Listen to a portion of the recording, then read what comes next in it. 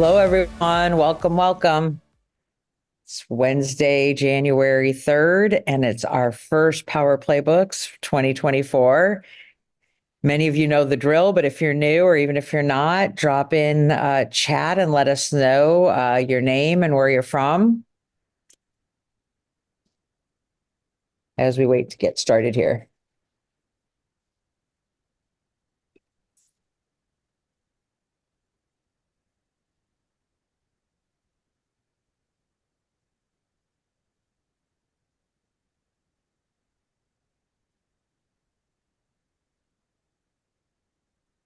Hey, Jim. Hi, Irene. Good to see you guys. Hey, Mary. I'm seeing a bunch of friends that I know and love.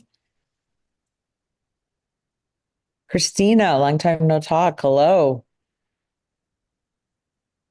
Monica. Happy New Year, everyone. Well, we've got a great topic for you, and I want to make sure we get to it, but just give everyone just a minute or so to log in since we're for once early, early birds here, a couple minutes here before noon. Perfect. I'll give it like one more minute. Hope everyone is back at work, rested and recharged. Okay, well, I'm going to kick it off. Hi, everyone. My name is Sarita Dua from Portland, Oregon. I run a team here in Portland. I'm a partner with Place, and I love my other side gig here, which is I am the co-host for Power Playbooks. My lovely co-host, Via, had a conflict today, so I am running the show today, and she says hello. And today I have some special guests, which I'm going to introduce here in a second. And we're going to talk all about database, how to harness the power of your database and give you some real life examples of what's working with people that I know and respect and love who are doing an amazing job with their database. Before I do, I want to welcome you to Power Playbooks. We get together every week here at Power Playbooks, and the goal is to have an amazing conversations with real estate leaders. But it's really easy to stay up in the clouds and just talk conceptually. We like to get in the weeds and really talk about tactics and what's working. Our goal may not be to cover every single thing in detail, but to give you nuggets that are actionable that you can take away and apply to your business right away. So that's what Power Playbooks is all about. These people that are so generous with their time are going to share their playbook for their database, for example. And that's what happens every week. We get people just opening up their playbook and sharing with them what's working. And that's how we all grow. So thank you guys for being here. And with that, I'm going to introduce you guys. Let's start with Gail Smith. Gail Smith is in the Tri-Cities area up in Washington. Gail, tell us a little bit about yourself, especially how long you've been a realtor and maybe even like the industry you were in before. Okay. And we'll go right into our conversation. Okay. So I've been in real estate. I'm coming up this summer on 8 years. So I'm a baby still, compared to many of you. Well, not physically, but but in the industry. I come out of corporate America at pretty high level, and then retired and got bored because my husband is a commercial fisherman and he was gone all the time. He is now since retired, so he's bugging me to do that, but I'm still having too much fun in this industry that I have grown to love. So I am in the South Sound region of Washington. Olympia is where most of you know. We actually have 3 little cities here, Lacey, Tumwater, and Olympia. And we basically cover from south of Seattle clear down to Centralia Chehalis area, which is kind of mid-southwest Washington. Awesome. And a little bit about your business, 8 years in. Whatever you want to share in terms of how much business you've done or what your team setup is like, just whatever. So currently we have 6. I have 6 other team members on my my plate, or in partners with me, looking to grow, hopefully to 10 or 12 this year. To be honest, if we stayed with the 6 and we could make sure everybody's producing enough to make them comfortable, and meet their goals, and I would be happy with that too. So, I love that. but always looking for opportunities to partner with new people that are looking to grow their business. I love it. She's an unselfish leader though, too. She wants her team to be set. And let's talk. You said 8 years, right? 8 years ago, you walked into being a realtor. You didn't really have a database or know what a database was, right? Let's talk about your sort of your mindset around database and how you got started, kind of coming into an industry cold, hearing all about a database and not really knowing where to begin. Yeah, that was an interesting concept because first off, I don't come from sales. I came basically from the acquisition of product and marketing in the previous business that I was in. So I had the people that were trying to sell basically sitting across me from my desk. So I didn't have to keep track of anybody. Basically just had to answer phone calls and meet with people and make decisions based on, what they presented. So this whole thing with databases and managing it was unbelievably foreign to me. But Sarita, I learned very, very early within my first month, and I shared this with you earlier, that it just kind of clicked with me that this database was either going to become the best tool in my tool belt for my business, or it was going to become my biggest nightmare. So really early on, I learned kind of how to, basically through trial and error, how to really dig deep into my database and basically let it kind of, I always say that your database actually talks to you. So let it kind of give me the clues of who and what and where I needed to be next. Okay, perfect. I love that. And I'm going to jump on that in a minute. One thing I want to tell people that are watching, a database isn't about what system you use.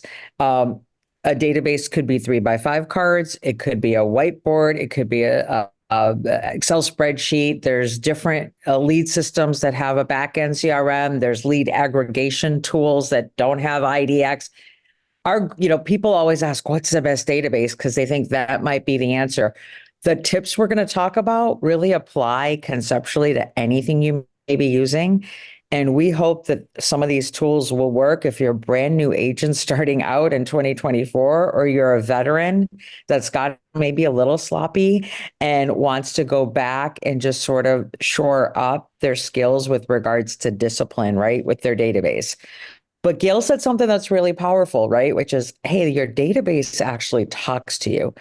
Tell me a little more about what you mean by that. How does your database talk to you? Well, it talks to you in that, well, we have some links in our database that obviously give us some clues, okay? So we have obviously a website that's tied into our database. So when a client comes in, so if you have a database that, is kind of linked to your website, then you can obviously see that they're, looking at a home or looking in a neighborhood or whatever. And I kind of look at that, Sarita, as almost that client is raising their hands. And exactly. I was just going to say they're the hand raisers. Exactly. Yeah, they're raising their hands. They're basically saying, hey, over here, I need some help. And what we do, and I made this mistake in the beginning. In the beginning, I didn't pay attention to that as much as I should have. And so I went outside and said, hey, I need some more people to throw in here. So I went out and basically started buying leads, just like I think we all have done that at one point or another.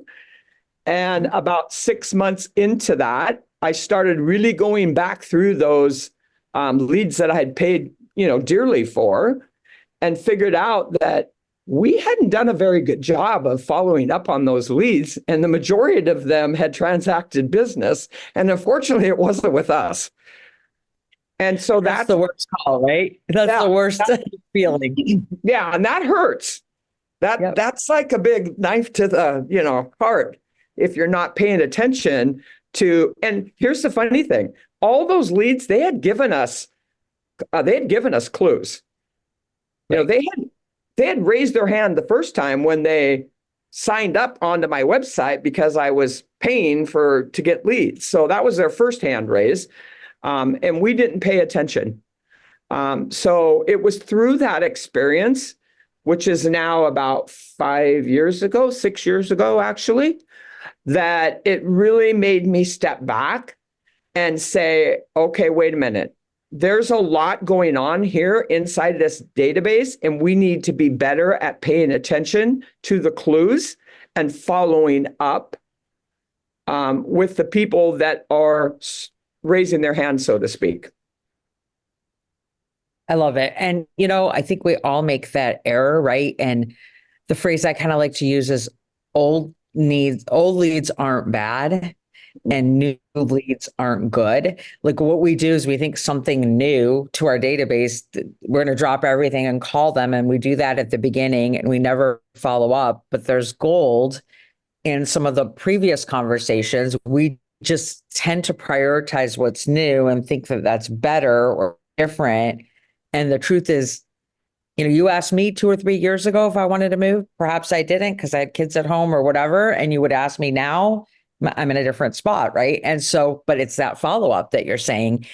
And rather than go buy those leads and call on those and expect that they're going to be better than the people that we know, a database is just simply a collection of the people that we know and then working that. So let's talk about how you work it, Gail.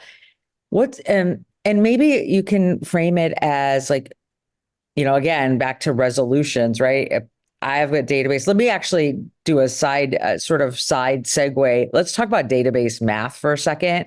Okay. If you guys want to write this down, but just like, I don't have to sell you guys on the importance of database. You're here to learn about it. But let's say a team has a massive database. I'm going to throw out a number around 45,000 people in their database.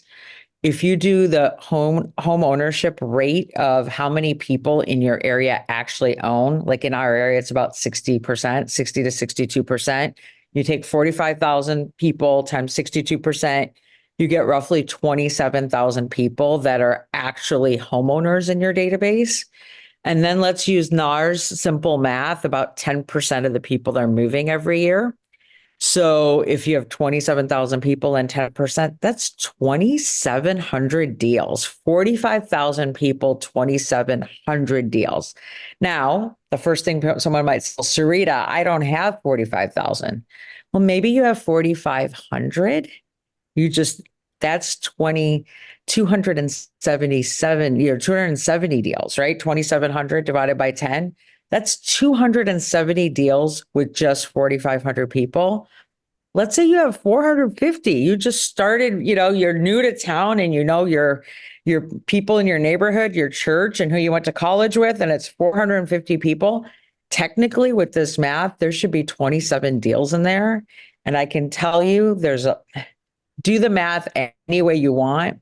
We're all not living to those numbers if we're not working our database to its potential. So, Gail, let's just say you're getting started and you're really focused. Like, tell us what to do. Like, how did you get started, or how should someone get started in terms of what do you do with the people you have in your database, and what are you doing daily to stay on top of it? Well, and Sarah and Peter, I'm not going to forget about you. Give me a few more minutes and I'm going to cut over to your story. Yeah, where we started originally when we went through this big mess that said, okay, and we had been keeping up with our database. Actually, we thought fairly well. But when we really rolled it back and actually said, okay, wait a minute, we need to get really granular here. We just picked a project to start with. And in our particular database, we have a project or a service, and I'm sure all databases have this. We just happen to call it a market report. So basically, it's something that we send to be honest, it was intended for potential sellers, was the original intent of it.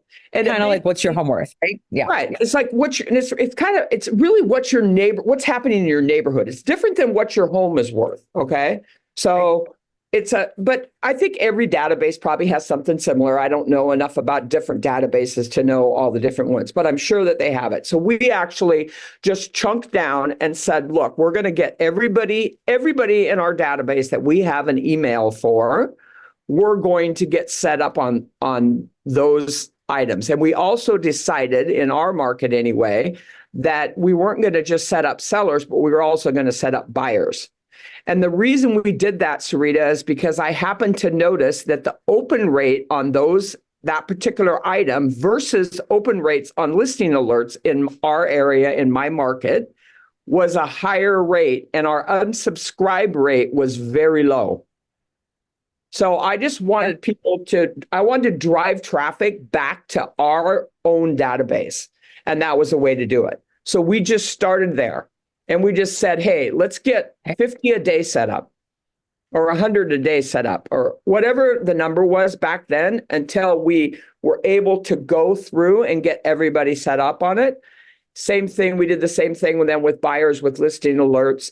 And what ended up happening was we were starting to drive now traffic back to our own database. So now we could actually see more and more people that started to raise their hands, if that makes sense. It started as just this small project, and now it's an easy upkeep because we've got everybody in there. So now when new people come in, it's a daily chore that we do every single day. We just go and look and see who needs those things. In addition to that, every single day, we're looking for those hand raisers. That's the first thing we do in the morning, is basically we start looking for who just raised their hand. And raising your hand, it means they opened up a market report. Right. They opened up a listing alert. They did some sort of action that you can spy on and see, right? Yep. And it might be as simple as a quick phone call. We usually try to what we call triple tag them. Okay, so explain somebody that's done that. Yeah. We'll call. Yep. Then we'll do a follow-up text, and then we do a follow-up email if we have all three of their, those pertinent pieces of information. But call is always it's the number one thing for call to action is the call. Is the call. Yep. Well, and here's the thing, right? There's no, I'm not trying to say one way is better than the other. There's many ways to slice this database game. You can put everyone on a touch plan. You can call letters of the alphabet. You can call, you can go by year, your past clients, go backwards.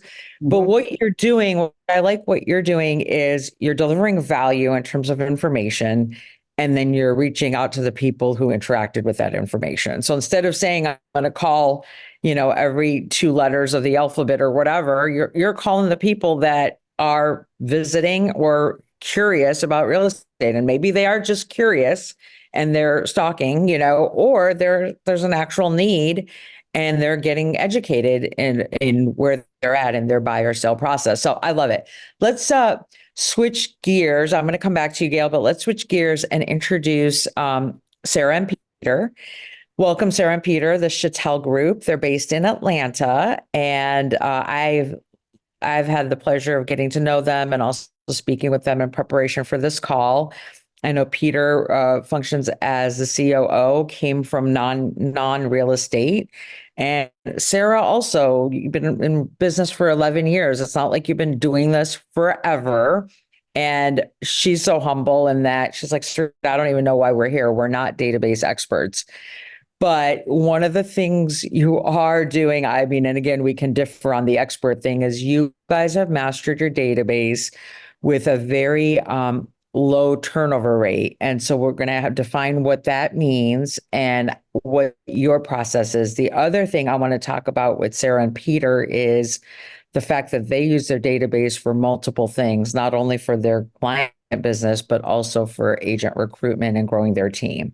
So with that, Sarah, Peter, welcome. If you want to give us a quick intro about your business, and then we'll just go ahead and jump in. Either of you.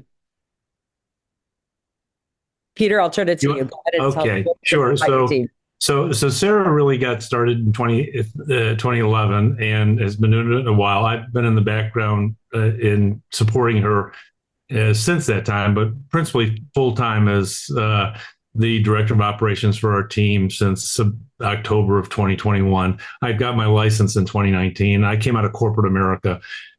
We've really endeavored in the database to use it pretty effectively in identifying potential candidates to join our team. We run ads through the marketer aspect of Brivity, and those people are automatically funneled into the database.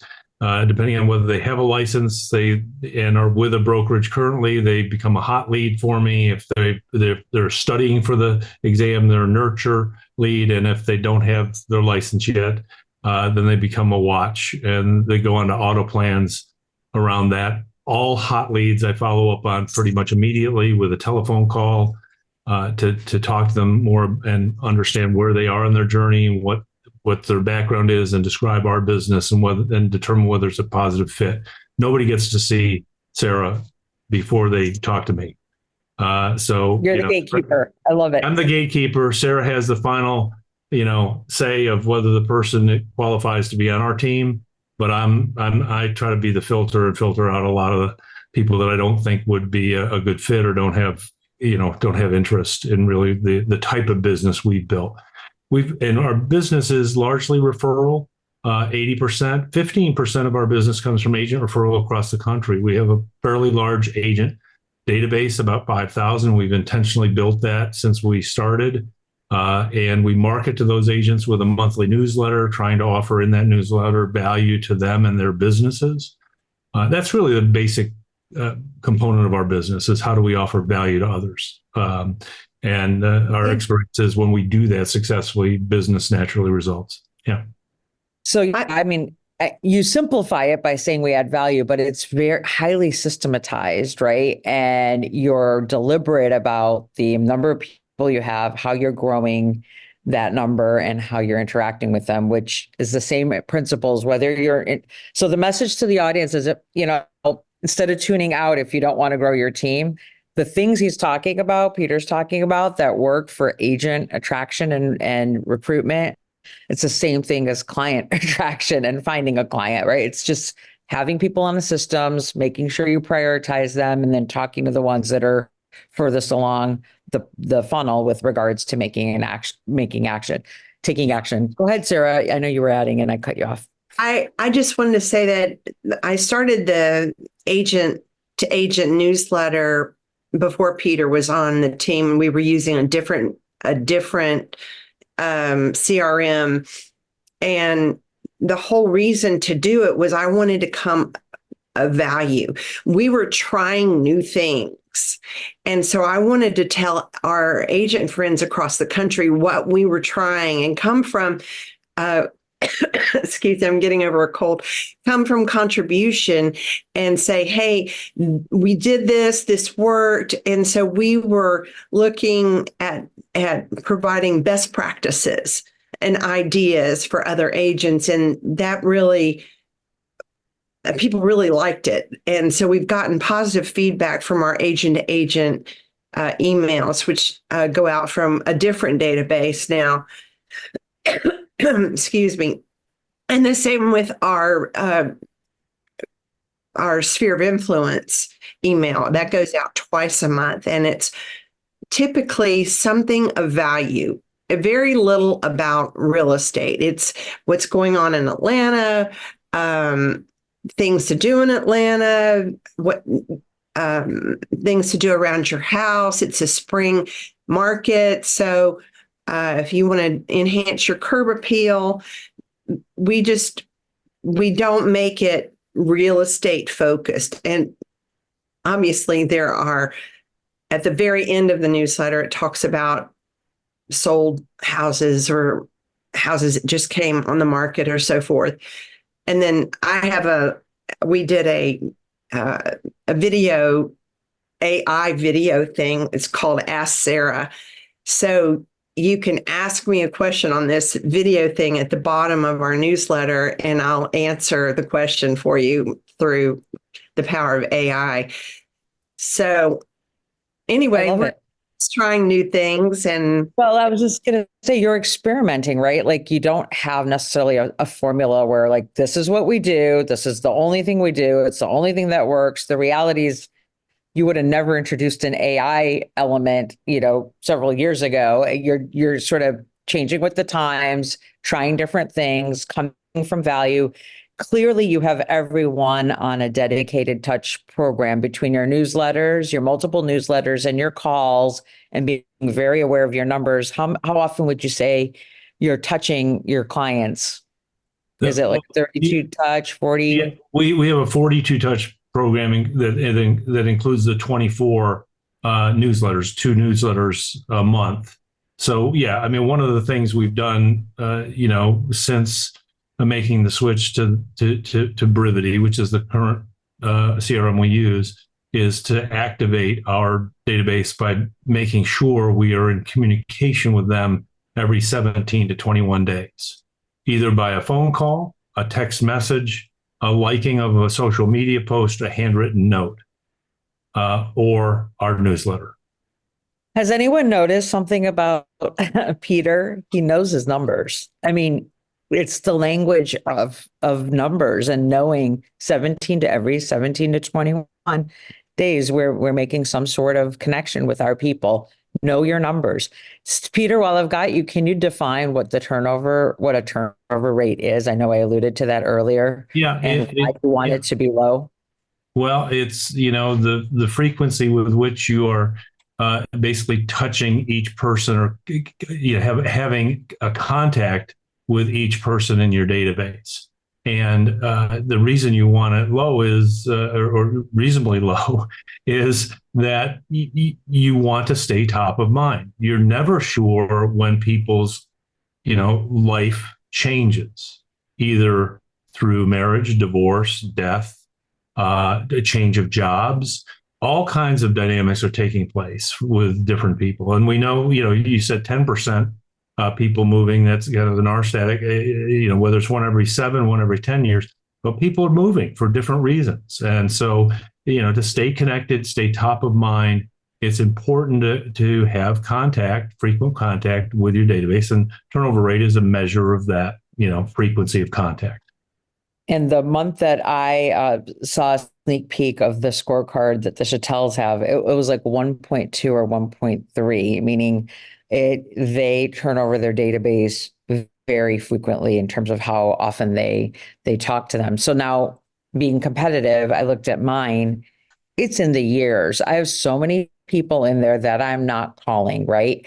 And so when you're watching this, you guys can just beat yourself up and go, oh, well, I'm not a master at this. I don't know where I'm going to start. So I'm just not going to start at all.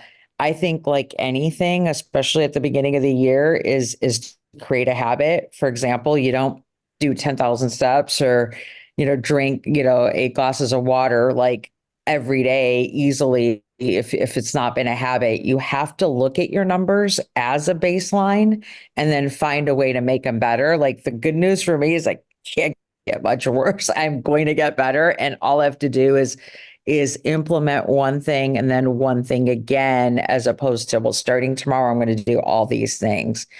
And the one thing I'm hearing you guys say is call, not text. I mean, text is important as a follow-up with triple tagging, but the calls are one of the most valuable ways to connect, and calling those hand raisers, the ones that are interacting with your database, is probably one of the best ways to make sure we don't miss someone who is giving us, as Gail said, that clue that they're interested. And then if we miss that clue, shame on us, right? And so with that, I would like to now kind of open it up to all of us, and let's just have a meaningful conversation of basically best known methods beyond calling hand raisers, beyond making phone calls. How can people get started? Is it good to have a giant database? Should you start smaller? Like, let's talk about how can people get started and what people should be doing. Go ahead, Sarah. Well, I was just going to say that I confess I'm ADHD, and my parents nor my teachers knew what to do with me in school. So I guess I bring that crazy to my business. And so I play a little mind game with myself. And I know I'm supposed to call a minimum of 20 people a day, but 20 sounds like a lot to my brain. So I sit at my desk in the morning and I say, okay, well, I'm going to just commit to calling 5 today. And then actually I call those 5, and then I think to myself, well, okay, well, I'm sitting here, I can call 5 more. And so I just want to encourage you. I know a lot of agents are kind of like me, like squirrel. Just if you can't make a commitment to calling 50 people a day, which I applaud anybody that can sit on the phone and call 50 to 100 people a day. That's not me, and that's not my business. Just call 5 and then make 5 appointments to go have coffee with 5 more people. And before you know it, you'll be in a groove. And the other thing I wanted to say is we're saying a lot of great things today. Gail, I bow down to, because she embraced our CRM early on, and she is working that Brevity CRM that we're using like a champ. And I would just say, if you could just take one thing that we're talking about and implement it, and just say, I'm going to commit to doing this one thing this year, it'll change your world. It really will. Don't think you have to do all the stuff we're doing. Just pick one thing. I love it. Not only pick one thing, but like you said, start small. If that big goal gets overwhelming, like you can call 5 a day. And then after you do 5, you can call 5 more. Yeah. Or like Gail said, she just did chunks of 25 or 50 at a time, where it's like at the beginning, right? If you have a big database, it's going to take longer to add people to a market report or listing alert. But then once you get caught up, to then add to it.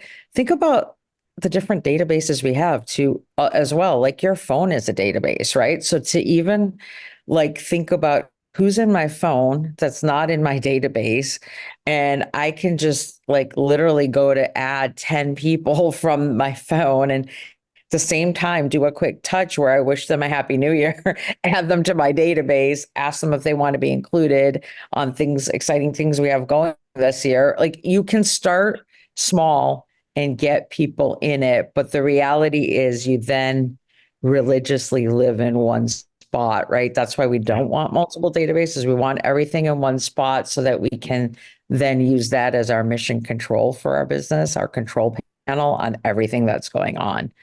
But that's such great advice, because I do think we try to do everything, and just like gyms after 3 weeks into the new year, it's not sustainable if we try too hard. Yeah. Go ahead, Peter.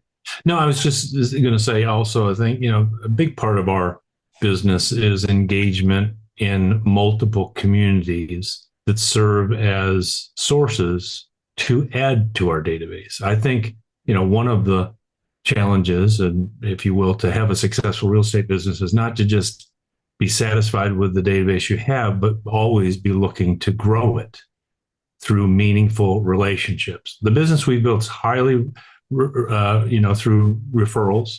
And so we are, we're active in a church, we're active in a Rotary Club, we're active in other not-for-profit organizations like Alzheimer's here. Sarah's been very engaged with Alzheimer's.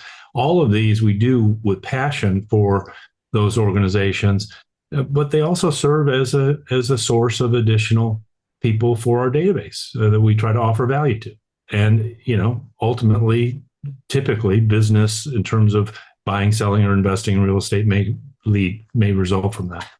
Well, and to that point, we got, we're getting a listing this month from someone that I met through Alzheimer's, who said that, and I said to her, everybody in town, I'm so humbled. Why would you pick me to be your agent? And she said, because of your years and dedication to giving back to the Alzheimer's Association. So people are watching. I mean, obviously, I'm not involved in Alzheimer's because I want to get business, but it is an offshoot of my passion for a particular nonprofit in town. So I would say find something that you're passionate about.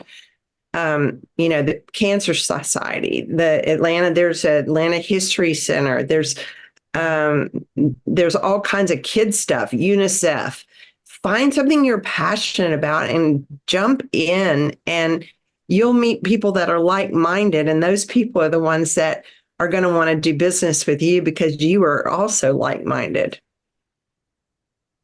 Yeah, and I'm hearing it, it's not sexy, right? Like being in your database, it's nothing like really like write home about, but the sexiness, if you will, comes from the results you get by realizing that you're working at like a system, right? If you don't have a system for something, then success is many times an accident and it's not on purpose.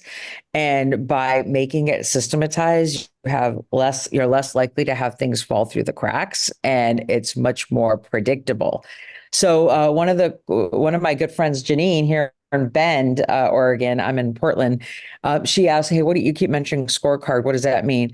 Most databases have some sort of reporting capability. So in our database, a scorecard might have things like how many calls you made, how many contacts, how many appointments, what is the conversion rates between call to contact, contact to appointment, appointment to assigned agreement.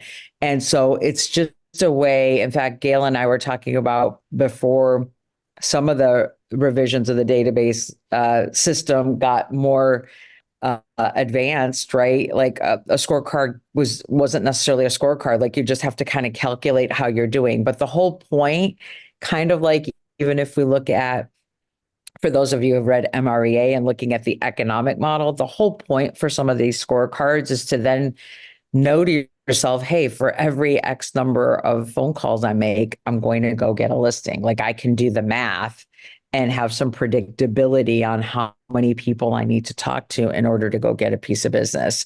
So for us, it's just a health indicator. And the reality is it doesn't work if you don't log your activities, right? If you're not using, say, the dialer in the database and you think you're making calls, that's like, again, I use a lot of health examples because I'm like eternally on a diet.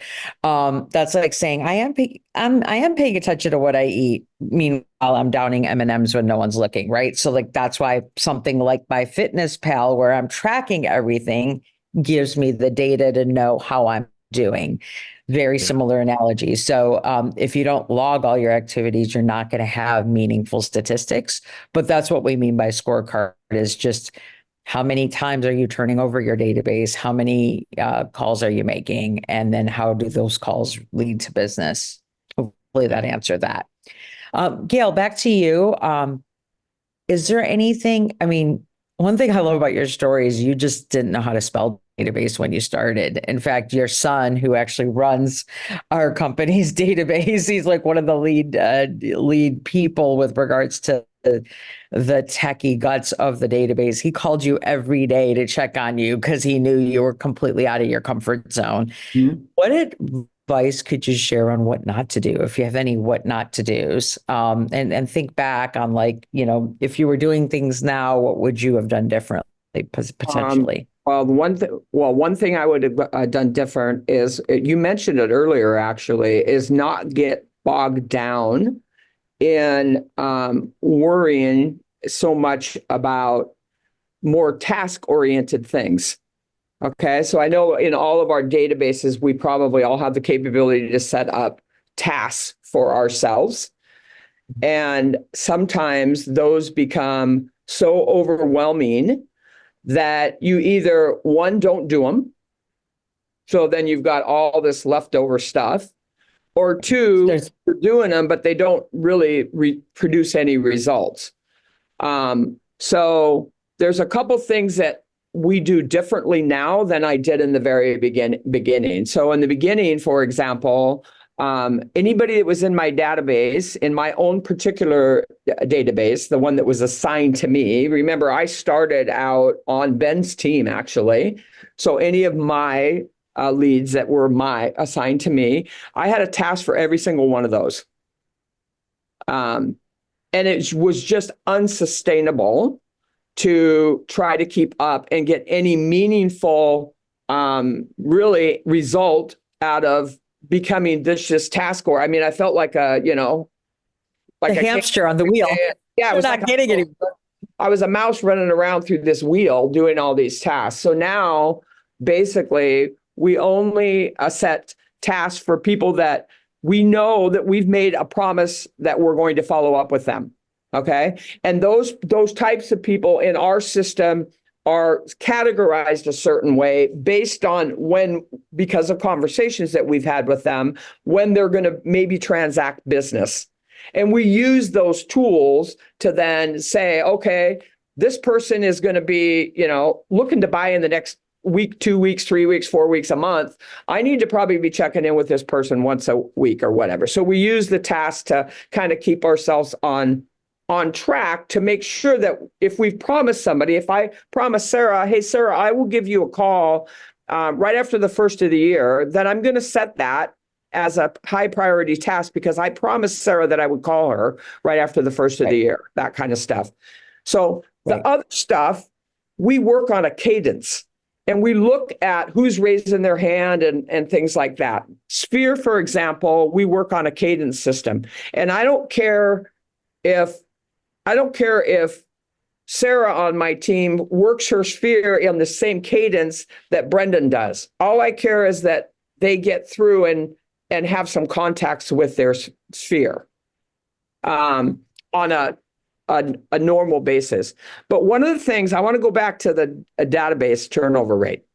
And Sarah was way too kind, because when we first started tracking database turnover rate, first off, I didn't know how important it was. And I'll tell you the reason that I believe that it's extremely important. Somebody I know and love told me way back in the beginning of when I first started in the business, you can probably guess who that was. It was my son. Says that every once in a while, agents get all excited because they got a deal and they're like, well, I just called this person twice. Well, sometimes we just get lucky. We just happen to call that person at the right time. We happen to say the right thing. They happen to be ready right then. And so we just get lucky and boom, we got a client and we've got a sale or listing or whatever. The majority, if you look at the NAR statistics, it tells you that the majority of people that hire a real estate agent only talk to one person. The idea to me of the turnover rate in the database, and in other words, what Peter talks about really being relational and touching your database as much as you can and getting that turnover rate down to a science. I think Peter's and our database turnover rate is about the same, 1.3. Won't be that in December, I'm afraid. But we'll be back at it this month. But it's about a 1.3 turnover rate.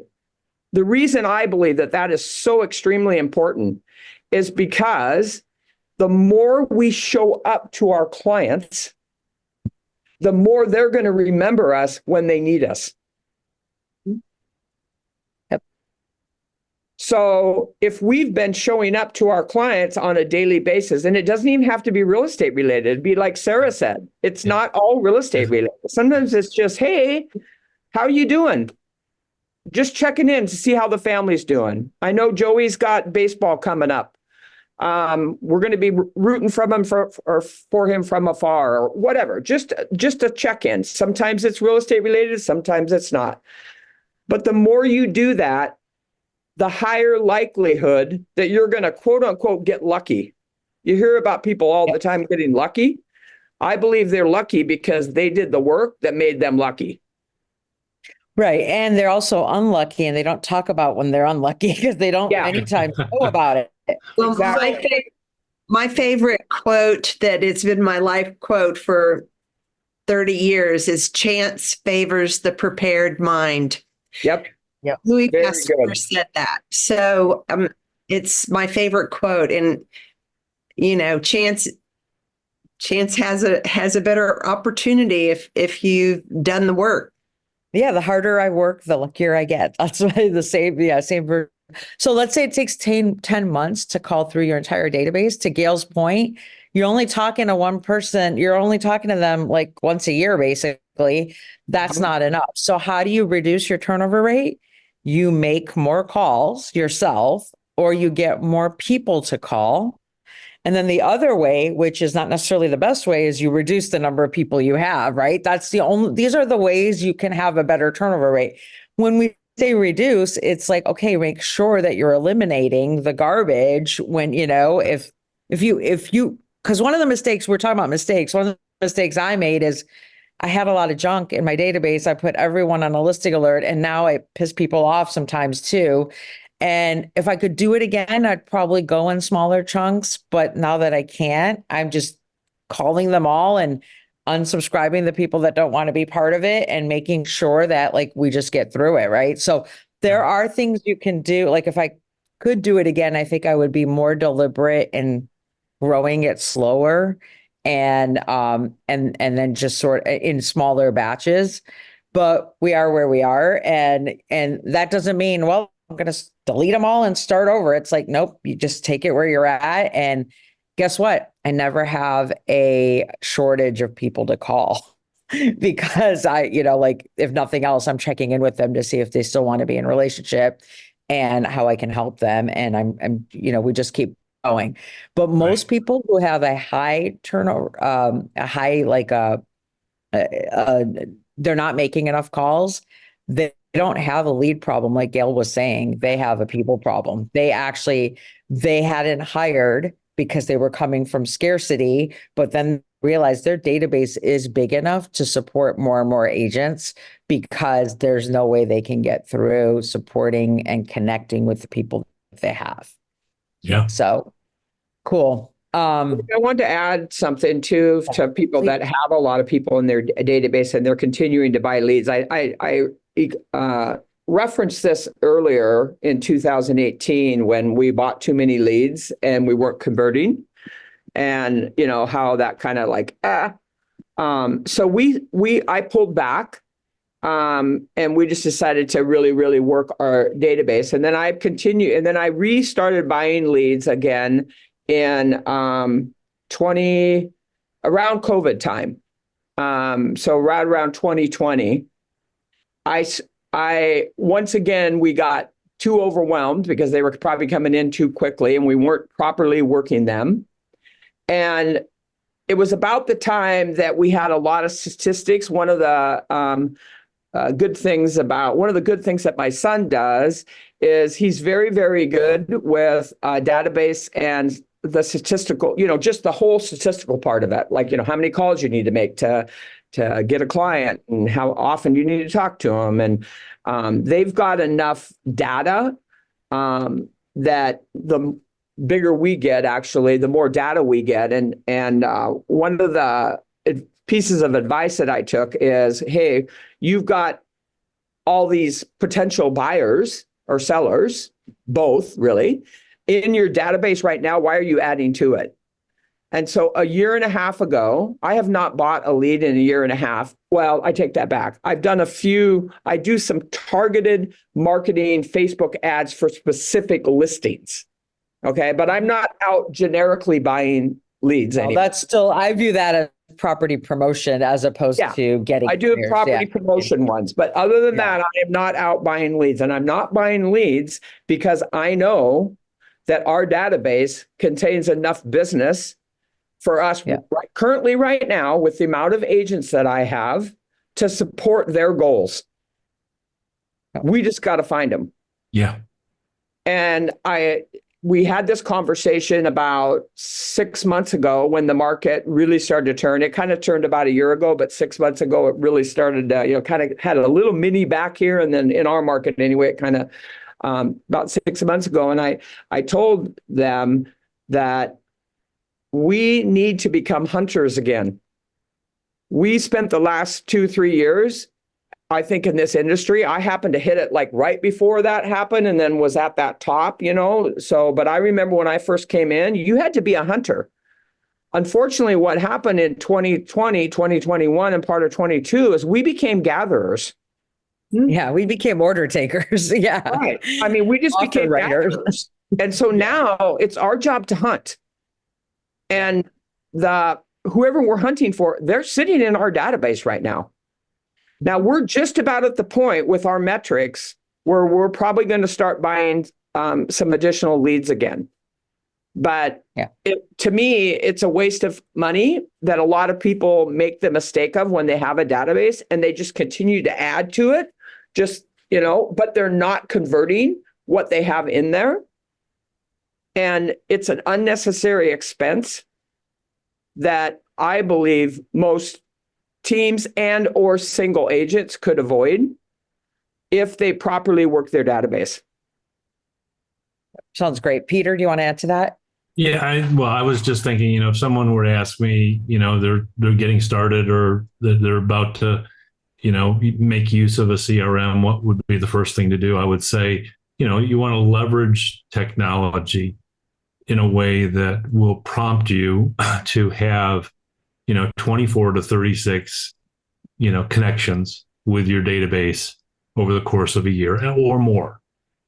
And to leverage whatever type of auto plan or smart plan or whatever it's called to automate that and automate it, though doing it with about, 10 people a day. You don't want to load the whole database and then be asking yourself to call the entire database on day 60 out, or 90 out, Stagger it.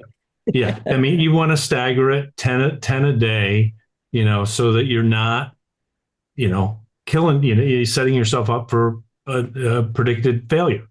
So that's what we do with anyone new to our team is bring in their sphere and stagger that program 10 at a time. So. Well, and I wanted to add to that, back to this conversation of old leads being bad and new leads being, good. We had bought a lot of leads and then we stopped and we had a database. This is back in a while ago now, 2013, 2014. We had a database of like 5,000 of these dormant leads. And my buyer's agents were like, these are crappy leads. Like we've called them. They're like not going to buy. And as much as I wanted to believe them, I'm like, I think there's some gold in there. Like we need to try. And so I actually hired an ISA. He wasn't even an ISA on purpose. He was a telemarketer from the tech industry because I came from high tech. And I said, my people say these leads are horrible, but like, I'd like you to just call them. And he goes, well, how are we going to do this? I go, well, there's 5,000 people. I want you to call them all when you have a number. And if you don't have a number and you have an email them and get a number and call them. Work each one until you can call them or you have to delete them. And he's like, how are you going to pay me? I go, I don't know. I go, how about I pay you $5,000 and can you take 3 months and call these 5,000 people and do whatever it takes to reach them? He's like, yeah. And again, my buyer's agents kept saying that they were crappy leads. We had a really simple script. Hey, at one time you were looking to buy a home in our local area. Are you still looking to buy a home in Portland? And if they say yes, are you looking in the next 30 days? And if they say yes again, oh, you need to meet with Sarita. She's available today at 3 or tomorrow at 4. What time do you want to meet her for a strategy session? That was, and I joke, it was like the Mikey commercial from Life cereal. He didn't know what he was doing, so he wasn't afraid of it, right? Like he didn't know the cereal was healthy. So he just did it. The first day, 5 appointments. The second day, 5 appointments. The third day, 4 appointments. That third day person bought a $600,000 house on day 18 from leads that were crap. Our point is you have the business. It's in there. You just have to work it. And I mentioned that story, Peter, because I know you mentioned ISA. Can you share a little bit about how you got leverage? Yeah. So we got some leverage because we had, we had over 3,000 unqualified, which means people we had not talked to in 9 to 12 months.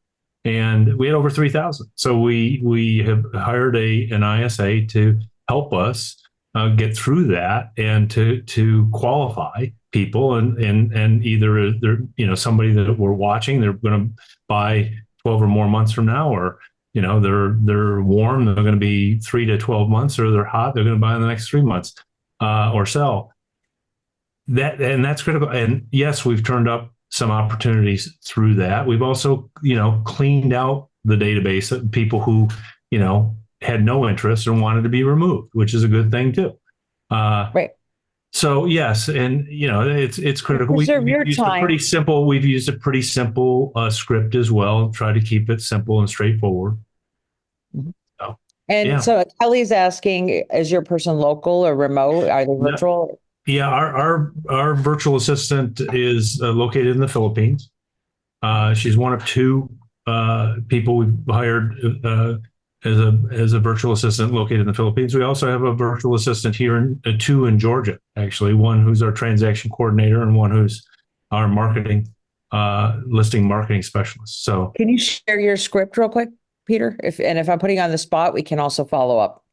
Very similar to yours. So reaching out to you're someone who has in the past expressed interest in buying property in the Atlanta area, and we're just checking in to see if you have any plans, real estate related plans in the coming year, and go from there. It's not complicated. Well, the other thing we're wanting to do is update our database with people's birthdays and,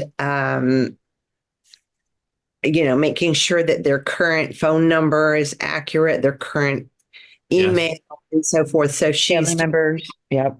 Well. Yeah. Yeah. I love it. I mean, guys, what I'm seeing from all of you is you are incredibly humble. You've mastered systems, but you also really just chunk it down and kind of gamify it and make it a fun thing. Like, it's really hard for your database to be fun unless you actually make it fun. And the fun part is it's kind of like a treasure hunt, right? And the fun part is the results that you see as you continue to, there's nothing better as seeing kind of a direct return on your time investment. And as you do it and you get better at it and you realize where your time is well spent and how to kind of master it, it's very rewarding. And it's the cheapest way to have an amazing business. You're like Gail said, you don't have to necessarily supplement and spend a ton of money and time on crazy marketing or, the easy button on where because everybody's database is everybody who's on Zillow and any other website, they're in everyone's database because those people inquire everywhere, right? It's a matter of the gamification is connecting with them when they need help and finding ways to deliver value. Yes. So I love this conversation. To say that sometimes I get frustrated and want to throw in the towel because I think it's not happening fast enough, or it's not, I'm putting in all this time and I don't see any results or whatever. And, blah, blah, blah, tantrum. And then the next day, somebody that I called the day before calls me and said, "Hey, I got your message. I'm sorry I didn't call you back, but yeah, I'd love to set up an appointment." So then I look in the mirror and go, "God, you're so impatient, Sarah." And Peter is helpful to let me see the long game. I'm sometimes very short-sighted, and he reminds me of, okay, this is the long game. This is what we're working towards. But anyway, just if you guys get that way too, no, you're not alone. Why don't we end the call with everyone just maybe sharing one kind of database win, like either a success story or just a recent thing that you may have seen through your database, a pleasant surprise, just something positive about your database that you can leave to inspire others.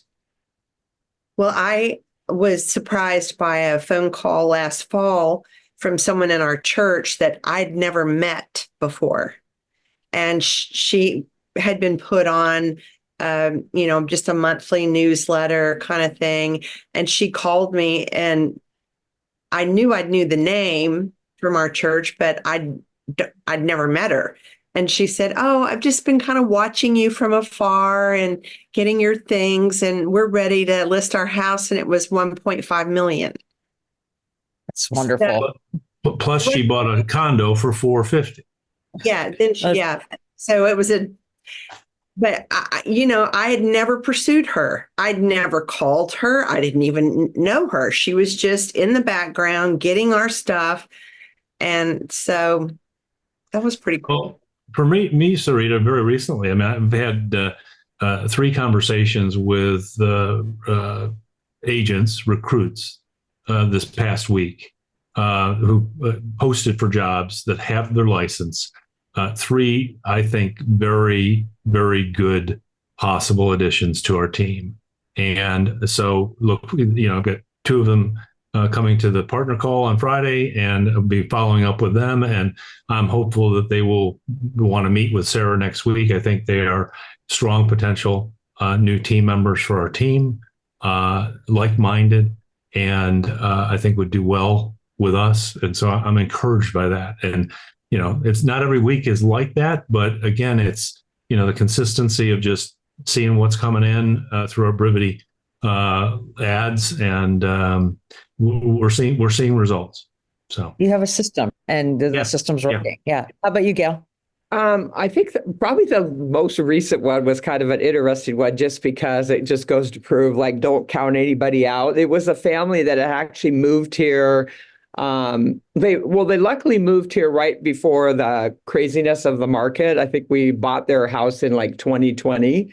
It was funny because when we bought, they told me this was going to be their forever home, and it better be, because they had never, ever made any money on selling a home before. And I said to them very confidently, "Well, you're going to make money on this one." Not knowing that they were going to call me literally 6 months later and said, "We changed our mind. We need to move back to California." They moved up here for the lifestyle. They ended up moving back because grandparents, their kids were younger, whatever. And so I quickly, oh my God, I promised them they were going to make money. But luckily, 6 months in. It wasn't anything I did necessarily, but we did do some stuff with the marketing and everything. But they did end up making money in 8 months, from buy to sell, 8 months, and they walked out with $100,000 mostly because of the market. And that was after fees and everything. But just to keep going on that, they moved back to California. I thought for sure that was going to be it, but I've kept in contact with them because they're a past client. But sometimes you don't keep in contact with those past clients that you don't think are ever going to come back as much as you should. And just out of the blue, I get a phone call just a couple months ago, and they said, "You're not going to believe this, but we're moving back, and we wouldn't think of having nobody besides you help us buy our home." Decided that lifestyle versus grandparents unfortunately won out. Yeah, they said the grandparents can get on. He's a pilot, and they said we can fly them up here anytime they want.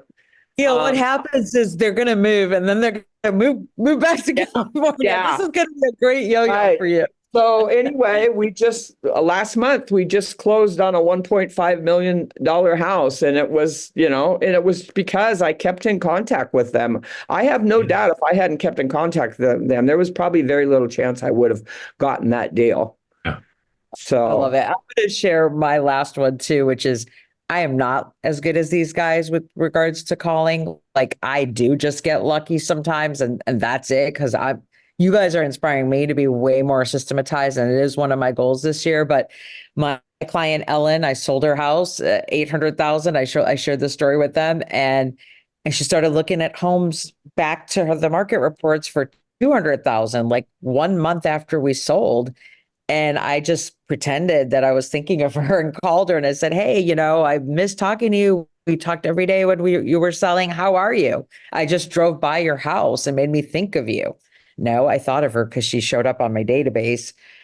oh, Sarita, I was looking for condos for my son and I wasn't sure. In fact, I was just going to call you. I wasn't sure if you would do that price point or that area. And I'm like, oh, well, of course. Had I not seen that activity and called her, she probably would have not even thought of me at all. So it's like your database does talk to you. You just have to listen and work it. So thank you very much, Gail, Sarah, Peter. It was a wonderful Thank conversation. you. You Thank guys, you. we're going to do part 2 of this and go deeper if you guys are interested. So if you are, watch Yeah. for the replay and stay in touch. Thank you so much. Happy New Year, Thank everyone. you. Happy New Year. Bye now.